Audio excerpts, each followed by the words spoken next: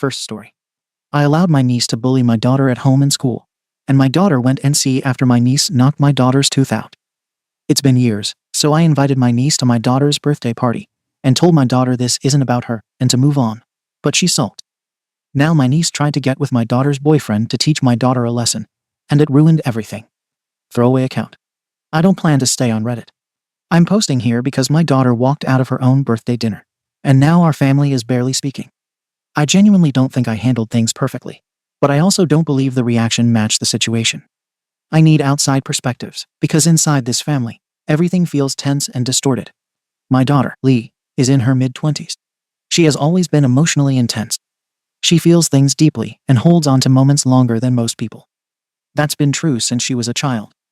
As her mother, I've tried to support her while also encouraging her to grow past things that no longer serve her. Lee and my niece, Tara, were in the same school growing up and close in age. Their relationship was never good. When they were younger, it was normal cousin rivalry. As they became teenagers, it turned ugly. Tara said mean things, spread gossip, and excluded Lee socially. I won't deny it. I confronted my brother about it multiple times. There was one incident that Lee still brings up whenever Tara's name is mentioned, so I'll address it directly. During sophomore year, there was an altercation at school. Words were exchanged, it turned physical in a split second, and Lee lost a tooth when she fell. It was frightening. The school got involved. Tara was punished, suspended, required to apologize. My brother and his wife took it seriously, and Tara was genuinely shaken afterwards. She cried when she came over later with her parents and said she was sorry. Not a passing apology. I watched her struggle through it. That doesn't erase what happened. I know that. But from my perspective, it mattered that it was acknowledged and addressed at the time. After that year, things spiraled. Lee had what the school called a breakdown. She couldn't stop crying, couldn't focus, and we pulled her out for the rest of the semester. We went through counseling, meetings, everything parents do when they're scared of losing their child to something they don't know how to fix. Because of that, we stopped speaking to my brother's family for a long time. Years, actually. It wasn't about punishing Tara. It was about giving Lee space. But time passed. Lee graduated, moved forward, and built a life. Meanwhile, Tara lost her father suddenly in her early 20s. My brother's death rocked the family. Tara withdrew. She stopped attending family events almost entirely. What frustrates me is that Lee's image of Tara is frozen in high school. Every attempt I've made over the years to say, people change, gets shut down. Lee doesn't want to hear it. To her, Tara is still the same teenager walking school hallways. At some point, as a parent, you start asking yourself whether protecting your child means sheltering them forever, or helping them learn to face discomfort without collapsing under it. That's the crossroads I've been standing at for years now. This brings me to the birthday dinner. Lee's birthday was coming up, and my husband and I wanted to do something meaningful. She doesn't live nearby anymore, so these moments feel rare. We managed to get reservations at her favorite restaurant, which is small and usually booked out weeks ahead. It was meant to be a quiet dinner. Grandparents, her younger sister Mara, my husband, and me. Because we know Lee prefers to be consulted, we asked her directly about potential guests. When Tara's name came up, Lee immediately said no. She said seeing her brings back everything and ruins the experience. I told her I understood. And I did, at least in that moment. But then reality set in. My parents were excited. They hadn't seen Tara in over a year. They were asking if she'd be invited. They don't see what Lee sees. They see a young woman who lost her father and rarely shows up anymore. My husband reminded me that this wasn't just Lee's dinner. It was a family gathering for people who may not have many more of these opportunities. I wrestled with it more than Lee knows. I believe deeply that at some point, Lee needs to stop letting a teenage chapter define her adult life. I worry that avoiding Tara hasn't brought Lee peace. It's only made the wound sharper. There's anger there that never found a proper release. We decided, possibly foolishly, that this was one evening Lee could get through. Tara agreed to come quietly, say nothing unless spoken to, and leave if Lee asked. We didn't tell Lee beforehand because we knew she wouldn't come at all. I told myself that once she was there, once she saw nothing bad was happening, she would sit down. When we arrived, Tara was already seated. The table was set. Everyone else was there. We were just waiting on Lee. When she walked in, everything stopped. She looked straight at Tara, then at me. Her face changed instantly. I tried to communicate silently, please, just sit. We can talk later. My parents noticed something was wrong. Tara looked uncomfortable, but stayed still. Lee didn't say anything. She shook her head once, turned around, and walked out. When Lee walked out, the hostess was still holding menus. We hadn't ordered drinks. My parents were mid-sentence, asking where she was. For a few seconds, no one said anything. Tara stared at the table. Mara looked at me like she wanted to disappear. My father was the first to speak. He asked if Lee had gone to the restroom. I said no. I told him she left. That was when things truly fell apart. My mother asked why she would do that. My husband tried to smooth it over and said Lee must be overwhelmed. Tara stood up immediately and said she could leave if that would make things easier. She looked embarrassed, close to tears, and I'll admit that made me defensive. I didn't want her walking out feeling like she caused some scene when all she'd done was show up quietly. I told her to sit back down. In hindsight, that choice probably says a lot about why we're here. Dinner continued in a strange half-state. My parents kept asking questions. Mara barely touched her food. Tara hardly spoke. Every empty chair felt louder than actual noise. I kept thinking Lee would come back. Surely she'd cool off, realize this didn't need to be a dramatic exit, and return. She didn't. About 20 minutes later, my phone started buzzing. I stepped outside to answer, expecting Lee. Instead, it was her voicemail box. Call after call, straight to nothing. Eventually Mara tried calling too. Same result. By then, my parents were upset, not angry at Lee, but embarrassed and confused. They felt the evening had been derailed without explanation. My father said quietly that he didn't understand why Lee couldn't sit for one dinner when no one had spoken a single word to her. That comment stuck with me because it summed up how I felt. Tara didn't say anything. She didn't provoke her. She didn't smile smugly or look pleased. She just existed. And Lee refused to coexist for 2 hours. We finished dinner out of obligation more than enjoyment. Afterwards, Tara left quickly. She apologized to my parents for causing trouble, which felt unfair to me. This wasn't her fault. The damage happened years ago, and it has already been paid for repeatedly through punishment, distance, and silence. That night, my husband and I called Lee several times. No answer. At some point, we stopped trying and went home, both of us exhausted and frustrated in different ways. The next morning, I sent Lee a message. I told her I was hurt by how she handled it. Not that she felt upset, I understand feelings, but that she didn't communicate at all. Walking out without a word felt dismissive, not only to us, but also to her grandparents, who were looking forward to that dinner. I also told her something I've probably been holding back for too long, that I don't think avoiding Tara forever is helping her heal. I said that clinging to what happened as teenagers is costing her peace now. That Tara paid consequences back then. That apologies were made. That growth should count for something. That message did not land well. Lee replied hours later, saying we lied to her. That we asked who she was comfortable with and ignored her answer. That the issue wasn't whether Tara behaved that night, but that we decided her comfort didn't matter. She said seeing Tara wasn't just awkward, it brought her back to being a scared teenager again. I don't doubt that she feels that way. What I struggle with is the permanence of it. Lee speaks as if nothing can ever change. As if time, effort, therapy, and distance accomplished nothing because one face across the table undid it all. Mara texted Lee too. She told her that leaving like that put everyone in an impossible position, and that a short conversation would have gone a long way. That message caused another argument between the sisters. Now they aren't speaking either. From where I stand, this could have been handled in 100 less damaging ways. Lee could have asked Tara to move seats. She could have stepped outside and spoken to me privately. She could have stayed through dinner and left early. Instead, she chose the most abrupt option, and now the fallout is far worse than the discomfort she tried to avoid. I keep thinking about the tooth incident. Yes, it happened. Yes, it was awful. I sat in a dentist's office holding my daughter while she cried. I didn't forget. But I also remember Tara sobbing afterwards, terrified of what she'd done. I remember my brother grounding her for months and forcing her to face what she caused. That wasn't swept under the rug. Lee doesn't acknowledge any of that. In her mind, Tara never changed, never suffered consequences, and never tried to make amends. That simply isn't true from my perspective. And maybe that's where I'm blind. Maybe I'm placing too much value on resolution and too little on lingering hurt. But as her mother, I worry about what happens if Lee carries this forever. Family events will always be landmines. Future weddings, holidays, funerals, everything becomes a negotiation around one old wound. Right now, Lee isn't speaking to us beyond brief texts. She's made it clear she thinks we chose Tara over her. That hurts deeply, because that isn't how I see it at all. I don't believe asking your adult child to tolerate one uncomfortable evening equals abandonment. At the same time, multiple people outside the family, her friends, her boyfriend, are telling her she did nothing wrong, that she protected herself, that we crossed a line. So here I am, questioning everything. Did I minimize my daughter's pain by expecting her to move on? Did I overestimate her ability to sit with discomfort? Or is it reasonable to expect an adult to handle one family dinner without walking out? Ada for inviting my niece anyway and expecting my daughter to stay. Or did my daughter overreact by leaving her own birthday dinner without a word? Comments. Comment 1. YTA. So you ran a small family dinner and turned it into an ambush, then acted shocked when she dipped. The seating detail says everything.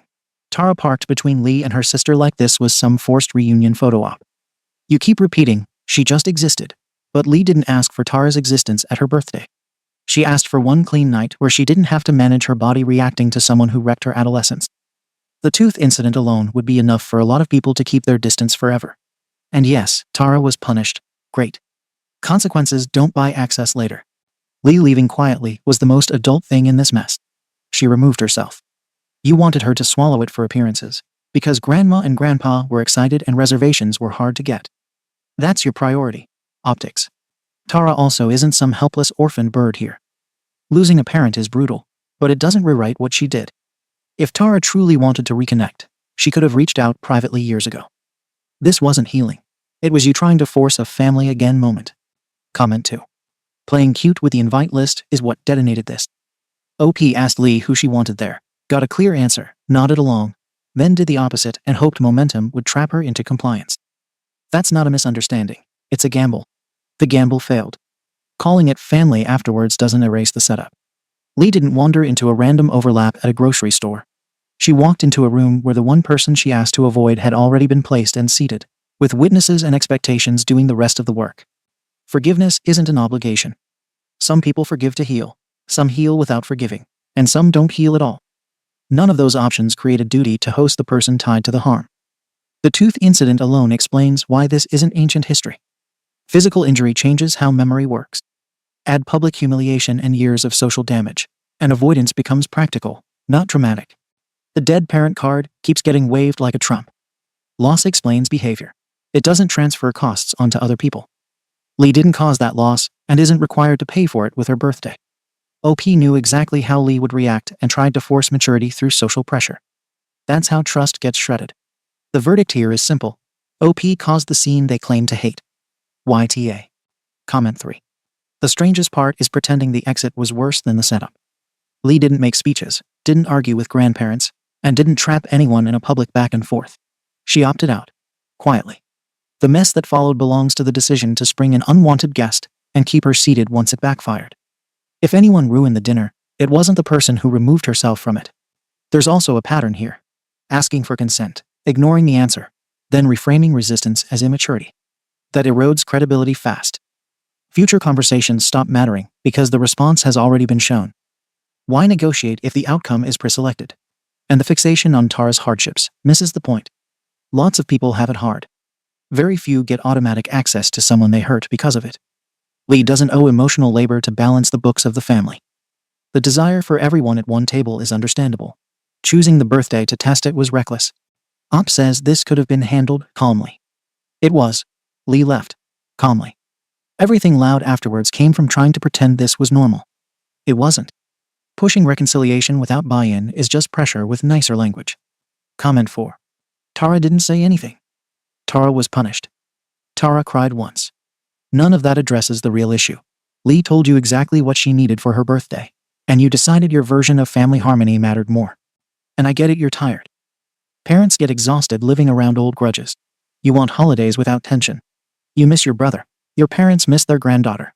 And Tara's life got cracked open by losing her dad. All of that can be true at the same time. But birthdays aren't group therapy sessions. You don't get to turn Lee's dinner into a reconciliation experiment and then act like she failed a test. You set the test. You rigged the environment. You even tried to pin her with guilt. Reservations. Embarrassed grandparents. Dead uncle. That's heavy-handed. Tara might be genuinely different now. Fine. That still doesn't earn a seat at Lee's table. If you wanted them in the same space, start with neutral ground, optional attendance, daylight, an exit plan, and actual consent. Not her birthday meal. Lee leaving quietly was her saying, "I'm done being managed." Update. I didn't expect my original post to get the response it did. Many of the comments were harsh, but I kept reading because I wanted to understand what everyone else seemed to see so clearly. I still don't agree with the majority judgment, but a lot has happened since the dinner, and I think it's only fair to explain where things stand now. After the birthday incident, my parents became heavily involved. I hadn't intended for that to happen, but they were deeply affected by how the night ended. My mother called Lee and told her directly how upsetting it was to watch her walk out without acknowledging anyone. My father followed up later, talking about how fragile family connections become as people age and how regret has a way of showing up too late. Lee didn't respond. When Lee stopped replying to them, I told myself she just needed time. Instead, weeks passed with barely any contact. She'd reply briefly if logistics were involved, but nothing more. It felt deliberate, like she was punishing us by withholding access. During that time, Tara continued trying to smooth things over. She sent me messages asking how Lee was doing, saying she didn't want to cause division. She asked if she could reach out directly to Lee to apologize again, as adults this time. I told her Lee probably wouldn't respond, but Tara said she still wanted to try. She did more than just send a message. Tara somehow got Lee's boyfriend's contact information. I'm not sure who gave it to her. She messaged him politely, introducing herself as Lee's cousin and explaining that she'd like to put the past behind her. She said she wanted to clear the air so Lee wouldn't feel isolated from the rest of her family. According to Tara, the boyfriend was initially receptive. Lee found out a few days later. That discovery nearly ended their relationship. Lee told me her boyfriend felt blindsided and uncomfortable, that he didn't understand why a relative he'd never met was contacting him about deeply personal history. Lee said it felt like her private life was being accessed without permission. Tara insisted she only meant well and was trying to show growth. I told Lee she was interpreting it too negatively. I said Tara was reaching out, trying to build connections instead of living in old patterns. Lee accused me of siding with Tara again. I don't see it that way. I see someone making an effort. Around the same time, Tara wrote Lee a long email. She talked about therapy, grief after losing her father, and how she regretted being cruel as a teenager. Lee read it, but didn't respond. Tara followed up once more, then stopped, saying she didn't want to push. Lee says it felt relentless. I say it felt apologetic.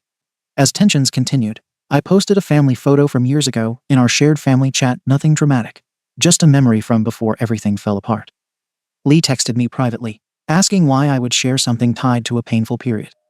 I told her it was part of our history, whether she liked it or not, and that avoiding reminders forever wasn't healthy. That led to another rupture. Shortly after, my parents asked if Lee would attend a small gathering for an anniversary. I told them I didn't think she would come if Tara was there. My father asked why everything had to revolve around Lee's discomfort. That question stuck with me. In hindsight, maybe that question shaped what I did next more than I realized. Lee needed some paperwork from our house. I told her she could come by any time Saturday afternoon. What I didn't mention was that Tara was stopping over briefly to drop something off for my mother. I didn't see it as a setup. I saw it as reality colliding. Lee arrived earlier than expected. Tara was already inside. Tara stood up and said hello, saying she was glad Lee came. Lee walked out without coming inside. Later, Lee accused me of luring her into the situation. I told her she was imagining intent where none existed. At that point, Lee stopped visiting entirely. Communication deteriorated further after my parents began expressing concern about the stress this was causing them.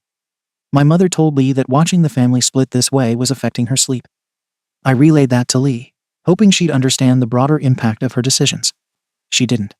Lee responded by telling me not to involve her grandparents in adult disagreements. That hurt. Family is collective. Actions ripple. I'll admit something I didn't in my original post. I did contact Lee's workplace. Before anyone panics, I didn't accuse her of anything. Lee works in a client-facing role with strict schedules. I emailed the general contact address, asking whether she'd be available to speak briefly and explaining I was her mother trying to reach her about a family matter. I thought it was reasonable, given she'd stopped responding elsewhere. Lee found out. She was furious. She said I crossed a line. I said she left me with no other way to reach her. That email changed everything. She sent me a long message afterwards saying that she no longer trusted my judgment, that my version of love felt invasive, and that she needed distance. She asked me not to contact her workplace, her partner, or anyone else in her life again. I feel like people keep ignoring context. Tara wasn't trying to sabotage Lee's relationship. She was trying to show she'd matured. My parents weren't trying to guilt Lee.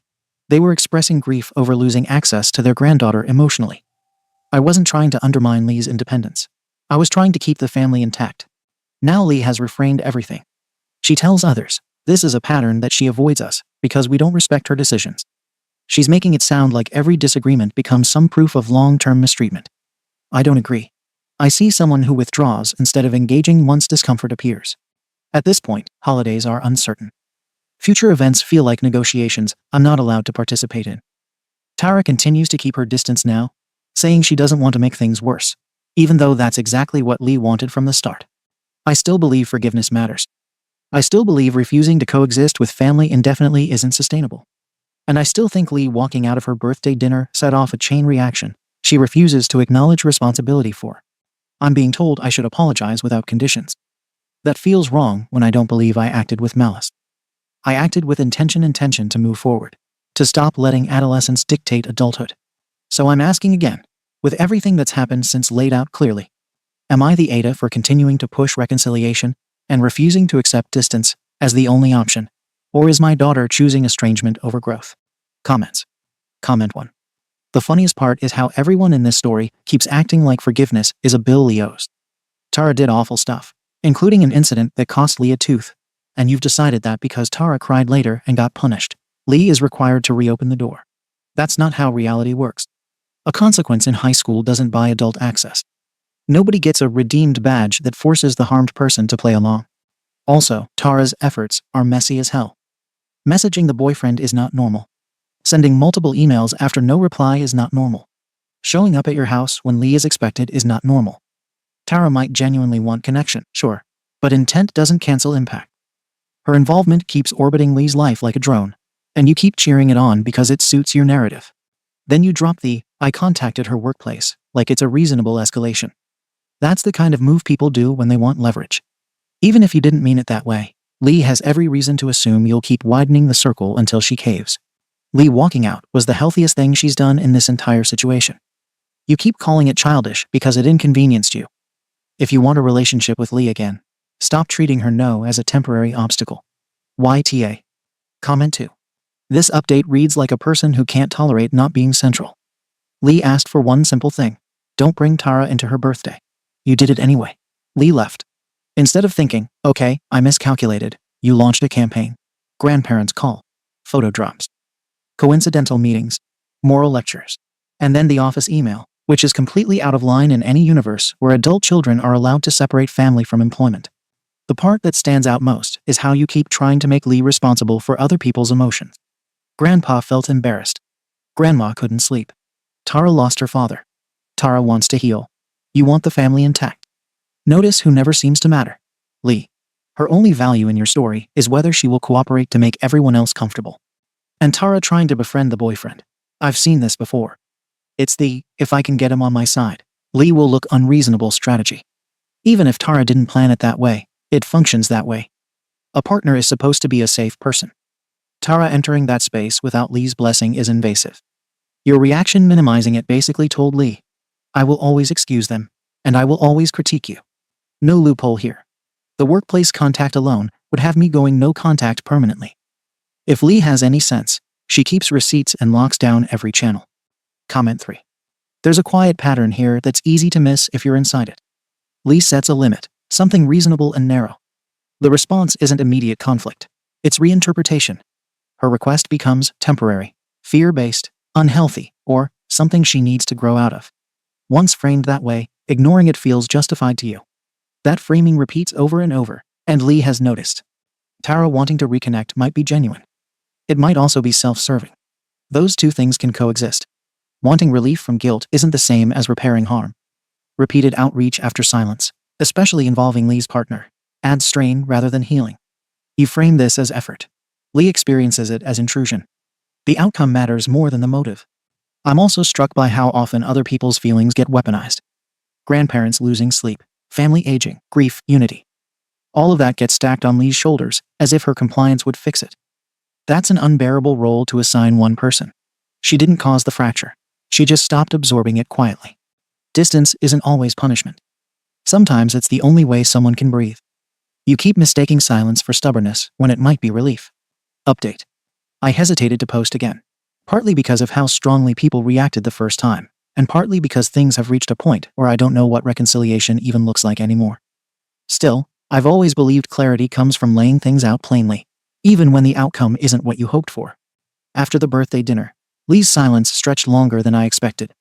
At first, I interpreted it as needing space. Then weeks passed. No calls, short replies to logistics only. I convinced myself that the intensity had cooled, and that silence meant she wasn't actively angry anymore. Maybe she was thinking. Maybe time was doing its job. I resumed writing to her. Not pleading messages, just thoughtful ones. Reflections about family. About adulthood, meaning letting history loosen its grip. I didn't receive responses, but I took that as a sign not to argue, not to press, but still to speak. Parents don't stop guiding simply because a child stops answering. Around this time, extended family started asking questions. Why Lee wasn't visiting? Why holidays felt unsettled? I told them Lee had always struggled with letting things go, and that she'd withdrawn before when emotional situations overwhelmed her. I didn't say that to undermine her, but to give context. I didn't want people assuming cruelty where there was vulnerability. Lee later accused me of framing her as unreliable. I don't see it that way. Sensitivity isn't a flaw, but it does shape behavior. The situation worsened when her boyfriend became involved again. I should be clear. I did not ask him to intervene this time. Tara went to him on her own. She told me afterwards, distraught, that she felt misunderstood, isolated, and desperate to explain herself. She said Lee had blocked every avenue, and she believed if Lee's boyfriend understood where she was coming from, he might help soften things. She went to his home. They talked. According to Tara, it started calmly. She apologized again for the past, for the dinner, and for everything that spiraled afterwards. She told him about losing her father, about drifting professionally, and about feeling like life stalled while others moved forward. She admitted she felt embarrassed comparing herself to Lee, whose career and stability she admired. Then things went wrong. Lee's boyfriend says Tara touched him. He says it was unwanted. He says he told her to leave. He contacted Lee immediately and reported the incident. Questions were asked. Nothing formal followed, but the fallout was immediate and severe. Tara called me in pieces. She said she hadn't been thinking clearly, that she had misread the moment. That grief, recent heartbreak, and years of feeling lesser clouded her judgment. She couldn't explain why she crossed that line. She only knew she hadn't set out to cause harm. I'll be honest here, even knowing how unpopular this will be. I don't believe Tara understood what she was doing in that moment. I believe she was confused, emotionally raw, and reaching for connection in a way that wasn't appropriate. I don't believe she intended violation. I struggle with how quickly certain labels were applied without room for nuance. When does touch become predatory intent? When does emotional chaos get discounted entirely? Lee didn't ask those questions. She severed contact immediately. Her boyfriend made it clear to her that Tara's presence was non-negotiable going forward. He was shaken. He felt blindsided. Lee told me later that this incident nearly ended their relationship entirely. Only transparency on his part prevented that. My parents found out shortly after. To my surprise, they pulled back from Tara completely. They were unsettled by what happened and told me that this crossed a line they couldn't defend. They said they supported Lee's decision to step away, and that maybe I should, too. That left me feeling profoundly alone. I'm expected to abandon my niece when she's spiraling. To write her off at the lowest point of her life. I can't do that. I won't. I told my parents that grief doesn't evaporate just because someone makes a mistake. That failure at 30 doesn't mean someone is irredeemable. They didn't argue, but they didn't agree either. Lee, meanwhile, sent me a message I still reread. She said trust was gone. That everything she feared had proven correct. That my concern always ran outward towards Tara and upward towards appearances, never inward towards her safety. She said something else that hurt more than I expected. That I seemed okay with moralizing forgiveness when it benefited others, but dismissive when it cost her anything. I responded honestly. I told her that forgiveness isn't optional if she wants a life unburdened by resentment. That adulthood requires confronting discomfort rather than arranging life around it. I told her that refusing to coexist indefinitely would cost her family she might one day wish she still had. She replied once. She said she wouldn't argue with doctrines imposed on her life. She asked me to stop contacting her. Before the silence fully settled again, I did say something that may have sounded unfair to her. I reminded her that she maintains friendships with people from school who weren't kind to her back then. One of her closest friends now was part of the same social circle that excluded her. If reconciliation was possible there, why was the family permanently disqualified? She hasn't answered that. As for Tara, she's barely functioning.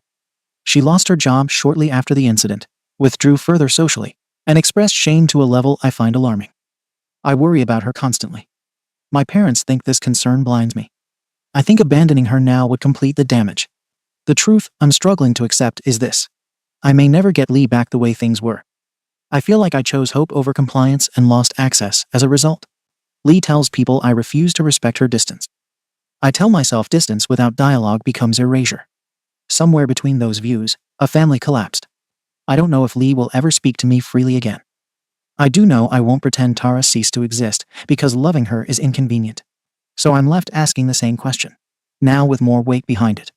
Am I wrong for holding on to the belief that reconciliation matters, even when every step towards it pushes my daughter further away? Comments. Comment 1. The when does touching become saw? Line is exactly why Lee is done. You keep trying to turn a clear situation into a philosophy debate so Tara doesn't have to carry the full weight of what she did.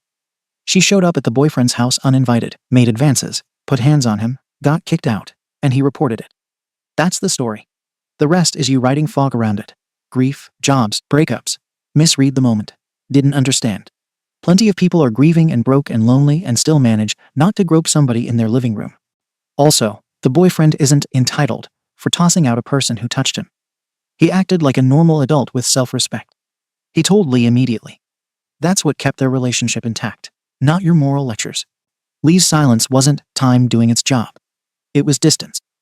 Then you kept sending sermons and telling relatives she's unreliable, and you tried to justify it with parenting doesn't stop.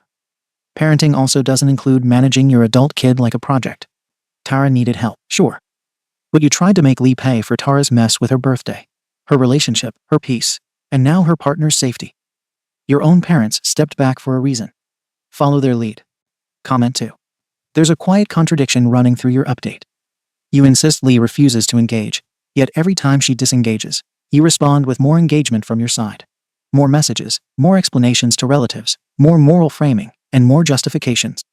From Lee's perspective, disengaging doesn't make things calmer. It escalates activity around her.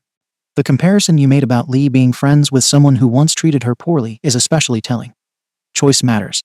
Lee picked those people later in life, on her own terms, with distance and control over pacing. Tara is being imposed on through family ties, timing, and pressure. Those experiences don't compare. Tara's attempt with the boyfriend should have ended the conversation entirely. Even if grief played a role, that behavior endangered Lee's stability in the one relationship she trusted. Your instinct wasn't to center Lee's sense of safety. It was to soften Tara's accountability. Lee noticed. You keep framing forgiveness as adulthood and distance as avoidance. Sometimes distance is the adult choice when someone shows they'll keep crossing lines. Lee didn't collapse this family. She stepped out of a system that kept minimizing harm. Until that changes, no amount of essays about growth will reach her. Comment 3. The creepiest part isn't even the boyfriend incident by itself. It's the whole ecosystem around it. Lee says no. You reinterpret no as temporary. Tara tries side channels. You excuse it as effort. Your parents apply guilt.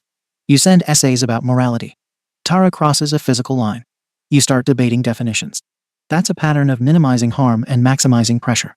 And calling the boyfriend entitled is a tell. He didn't owe Tara politeness, access, patience, or a listening session. He owed himself safety. He also owed Lee honesty. He delivered both.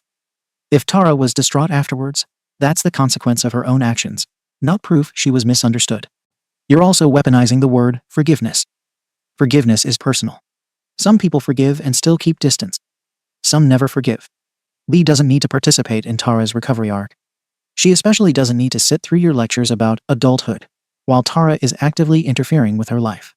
At this point, if Lee ever comes back, it'll be years from now, and only if you stop circling her life like a satellite. Let her be. Help Tara separately. Stop treating Lee as the price of admission for family unity. Second story. My entitled Mill bullied me and humiliated me in front of the family. Now I'm pregnant, and she wants access to my baby and forced herself. But my husband has a solid spine. Hi. I'm going to try to keep this short for your sake, but there's quite a bit to address before we get to the current issue, so bear with me. I 25F have been with my husband 23 since high school. We have been married for a year and a half. I absolutely love and adore him. However, our relationship has had some rough patches, and most of them point back to his mother. Throughout our entire relationship, she has dished out passive aggression, competitive behavior, and just disrespectful remarks. She's just too sensitive and needs to grow thicker skin. I laughed it off for years until a few months ago. I finally had it and had a sit-down conversation with her and my husband. I was very, very calm and respectful, but to the point. I made it very clear that I was hurt by her passive-aggressive behavior and walking into rooms where she was talking about me behind my back. She deflected and took no accountability at all. She told me, "I don't remember any of this, but I'm sorry you feel that way. And, well, relationships are shaped at an early stage. And if this is how you feel, then maybe there's no coming back from this." I had told her that I wanted that conversation to be the opportunity to move forward and work to have a healthy relationship. The next day, she told my husband that I was hostile to her during the conversation. Even though my husband was there, and even told me he was proud of me for being so respectful given the circumstances. She also cried to the rest of the family and made me the villain. I decided I was not going to be pouring any energy into that relationship anymore. She crossed the boundaries I had just stated so clearly. I didn't cut her off. I just started gray rocking her. She avoided me, gave me the silent treatment, and would play the victim any chance she could to my husband, saying things like, "I'm walking on eggshells," and "the situation with you two really crushed me. Almost ruined me." Since then, I have welcomed her into my home a couple of times, and she acted like a wounded puppy around me and gave me the silent treatment in my own home. Now, flash forward to today, I am 12 weeks pregnant. We announced it to family on Christmas, and since then it has been radio silence from his mother. Not once has she reached out to me to ask how I've been doing. Nothing. However, she did text my husband to guilt trip him about us, not letting her know we were going to get my ultrasound. We didn't post anything but spoke with my husband's grandma over the phone about it. And that's how his mom found out. And she was angry that she wasn't the first to know. Now the newest text to my husband was, "Still waiting for spontaneous check-ins regarding pregnancy. My name doesn't communicate with me, and I'm not comfortable texting her. My blood was boiling. The triangulation is ridiculous." Anyway, my husband tells her to maybe start reaching out so it's not awkward. And she texts me this today. "It might be nice to get together soon so I can find out how things are going and what plans might be. I'm sure you two are busy, but I don't really hear about anything. And I don't message because I'm not really great about it and don't want to be intrusive. That being said, I would like to be involved a bit, and maybe this is a better way, getting together every so often. Thoughts? I'm happy to text you. I just honestly don't know if you want me to." And then follows up with, "Wasn't blaming at all, BTW. Please don't take it that way. I'm awful with texting, apparently not today. I know my husband's name is busy with work, and I absolutely remember what the first part of pregnancy feels like. All I wanted to do was sleep. I didn't want to bug you two with a bunch of messages. I'm trying to do better. But as you know, if you guys need anything, knowing everything and how she is, I read this as passive-aggressive and guilt-tripping hidden behind the mask of care or wanting to be helpful. Am I crazy? I don't want to share a lot of information because this is a very vulnerable and special time for my husband and me. I just didn't respond. My husband and I both want to address it with her and set very clear boundaries with her and let her know the entitlement behavior is a definite no-no. But I'm also just done. I don't even want to talk to her anymore. Advice from an outsider perspective. Comments. Comment 1. She's in damage control because a baby is coming, so you have something she wants. She knows she has to play nice so she can get her foot in the door. Comment 2. Mum, you don't have a spontaneous check-in kind of relationship with my wife. She tried to address the issues between you, and you were dismissive and denied any responsibility for building a relationship. So this is what you get. Pregnancy is her medical condition, and you aren't going to be involved. Sorry if that bothers you. But you can't be disinterested in OP as a person and push her away for years, then suddenly expect her to call you and give you intimate details about her body and her daily life because you want something different now that she's having a grandchild. That's not how relationships work, and that's pretty insulting. OP isn't an incubator, the means for you to become a grandmother. She's a person, your daughter-in-law, my wife. You can't expect her to give you updates on the pregnancy when you have never shown any interest in her before. That's rude and transparent. I'm really disappointed in you, and I definitely don't expect my wife to put up with this disrespectful behavior. Comment 3. The only way to win is not to play. She wants access to the baby. Send an approved text and give her no information. Tell your husband self-respect and self-preservation mean you don't chase people for attention, and you don't share personal medical information with someone who usually acts as if you're not in the room and gives you the silent treatment. I'd be polite and indifferent, and she'd be the last to know anything from me. No appointments, no gender reveal, no at the hospital, no first to visit, no babysitting. Your husband can handle her. The ship has sailed. She's not on your team, so she gets polite and nothing else. Update. Thank you all for your advice and support. I also appreciate the people who play devil's advocate. just so I can see a different perspective. With all of that said, I received another text today from Mill. I did not respond yesterday because I didn't know what to say, and I don't think she liked that. This is the text I got today. Good afternoon. Just wanted to follow up and see if you received my texts yesterday afternoon.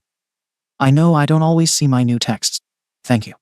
I took a while to figure out exactly what to say and actually went with one of the ideas in this thread. I thought it was very respectful but straightforward. My DH agreed, and I sent it. This is what I sent. Thanks for reaching out, Mill. At the moment, there isn't much about the pregnancy to talk about. We are trying to keep life simple and stress-free, not really planning anything beyond that at the moment. I and the baby are healthy, and DH and I are slowly sorting out what our preferences are. If and when we have updates, DH will share them with you. Thank you for understanding. Her response was the following. Maybe we can clear something up, if you don't mind. Is it me you don't want to hang out with, or do you not want to discuss the baby? The baby is not the only reason I was asking to see you. I'm happy to get coffee and just be. No set date, no pressure or expectations. Just a road to friendship. If it's me, well, that's something different. Awkward question. But thank you for understanding why it would be nice to know. I feel like she is trying to save face and control the narrative of the conversation. She had shown zero signs of wanting a friendship with me, actually the opposite prior to her texting my husband with her complaints about how I don't communicate with her about our baby information. I feel that the conversation changed direction after I made the boundary clear that we won't be pressured into sharing information. Then she changed it to, I want friendship. Am I reaching with this one? Part of me questions whether I'm overanalyzing because my nervous system is on edge with her, or if it's just pattern recognition. Thoughts? Also, DH is going to be reaching out to her tomorrow in writing, and making it clear that there will be no more guilt-tripping or entitlement going forward. I will not be responding to her last message, nor will I be communicating any updates, only my DH will be. Comments. Comment 1. Awesome gray rock message to her, and I agree with not responding to her latest message. You're not overanalyzing. She's just trying to get her controlling foot in the door before her grandbaby arrives. Why on earth does she think that transparent play gets any traction with you? I don't know. Glad your DH is on your side. Edit. My extremely immature self would love to reply DD-doer, a Kiwi saying for yep, you've said it. Comment 2. As said, she knows she F'd up. As if she wants regular access to your baby, she's going to need to be on good terms with you. And that's not what she's cultivated thus far. At this point, the response from the last post that says, I'm content with the relationship we have now should suffice. No more, no less. You don't get to be nasty for a sustained period, and then try to climb up your arse, now that she knows there's a baby soon. Keep her at arm's length. She hasn't changed one bit. She's still the same as she was before you were pregnant. Now she's just the who wants to play amnesia and pretend she hasn't treated you badly because she's now realizing you're going to have something she wants access to. Remember, her first gambit was to complain about you to your husband. That could have created discord in your marriage if he was a spineless mama's boy, like some we see here. Let the husband manage this. He also needs to be clear with her that her requests for friendship, now after a pregnancy announcement after years of treating you badly, no less, are somewhat transparent. Friendship is earned. She doesn't get to demand a fast-track friendship because there's going to be a baby. Update. I'm not sure if you guys want more updates to this, but I feel like it just escalated so fast. I apologize if you don't want updates, but I'm losing my mind. She showed up to his work. Yes, Mill showed up to DH's work right when he was getting off, and he said that it felt like he was being ambushed. She claimed that she had to pick up a prescription right down the street, so she stopped by, but DH saw through it. After her last text the night before, I didn't respond. DH was going to send her a text after work to address the issue and our boundaries. She didn't like not having a response right when she wanted it, so she showed up, even though it was only one day without a response. My husband was furious and texted me that he was bringing her to our house, which is 3 minutes from his work, because he didn't want to yell in front of his coworkers. I saw that text, and my blood pressure went through the roof. I immediately felt overwhelmed with stress, and my body was telling me that this is just too much. So, I didn't go home. I stayed out until she left. My DH told me everything about the conversation. He said he told her he was not happy with her passive aggression and such. She tried to deflect, but he would shut it down. She would try the, I guess I'm just a horrible person, and he would shut it down. He said, I'm not going to sit here and tell you what you want to hear, that you're a good person. Stop playing the victim and actually take accountability. The conversation lasted for 3 hours, and it was basically that the entire time. He even pointed out exactly where in the text that she was being passive-aggressive. And he said, "I'm not stupid, and you're not stupid. You knew exactly what it sounded like when you sent it." She tried claiming that her texts to me were an olive branch to try and mend our relationship. He told her, "In what world would that be an olive branch? Nobody would want to talk to someone who is passive-aggressive in their efforts to make amends." She also kept saying things like, "She's never going to talk to me. I guess we will just be estranged, and it's irreparable damage." DH told her that she needs to quit doing what she's doing, and things would be better. After he ripped her a new one, she drafted an apology text to me, and first sent it to DH to make sure it was good enough. And then had to let him know that she sent it to me, which I also find weird. Almost like she wanted recognition for apologizing. I don't know. However, the apology was well written and had zero passive aggression or deflection in it. So, that's good. Her apology said, "I am very sorry for the passive-aggressive nature of my first text regarding hanging out. I will do my best to not do it again." I know the only reason she apologized was because DH called her on it. But she has never even come close to an apology like this. Then, DH tells me that he had called his father to tell him that his mother showing up to his work was ridiculous and her behavior needs to be checked. Phil said that he didn't understand why this was as big as it was, and that he read the text she had sent, and they didn't seem passive-aggressive to him. DH told him to reread it. Apparently Phil and Mill want to sit down for another conversation. I told DH that I am just not comfortable with it, and I have already done this once before, and she didn't care about anything I had to say. However, DH said that it might be different with his dad there. I don't think so, because it sounds like he is her enabler. But whatever. I told him that if I do this, I will not be holding back. I will keep it respectful and not emotional, but I'm going to let them both know why I am where I am. I understand that if I'm dealing with a true narcissist, nothing I say will change anything. But at least I can say I made absolutely every effort on my part to make this relationship work.